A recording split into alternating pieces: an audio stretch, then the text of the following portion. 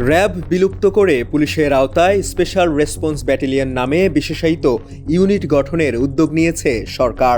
এ লক্ষ্যে special response battalion আইন ২০২৬-এর খসড়া নীতিগত ও চূড়ান্ত অনুমোদন দিয়েছে মন্ত্রিসভা।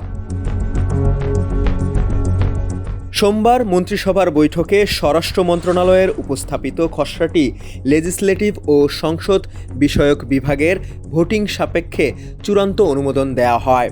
প্রধানমন্ত্রী তারেক রহমানের সভাপতিত্বে অনুষ্ঠিত বৈঠকে এ সিদ্ধান্ত নেওয়া হয়েছে।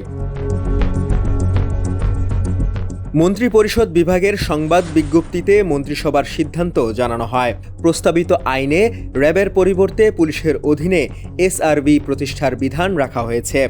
একই সঙ্গে নাগরিকদের অভিযোগ এবং ইউনিটের সদস্যদের অভ্যন্তরীণ সংঘব নিষ্পত্তির জন্য বহুপক্ষীয় অভিযোগ প্রতিকার কমিটি গঠনের বিধান রাখা হয়েছে।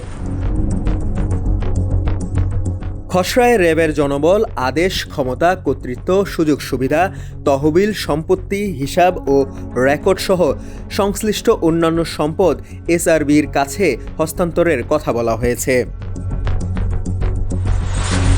এছাড়া নতুন বিধিমালা প্রণয়ন না হওয়া পর্যন্ত র্যাব সংক্রান্ত বিদ্যমান বিভাগীয় কার্যধারার বিধিমালা প্রয়োজনীয় অভিযোজন সহ বহাল রাখার ব্যবস্থা রাখা হয়েছে। সরকারের সংশ্লিষ্টরা বলছেন, নতুন আইনের মাধ্যমে বিশেষায়িত আইন শৃঙ্খলা রক্ষাকারী ইউনিটের কাঠামো ও জবাবদিহি আরও সুস্পষ্ট করার উদ্যোগ নেওয়া হয়েছে। ডেস্ক রিপোর্ট, সমকাল।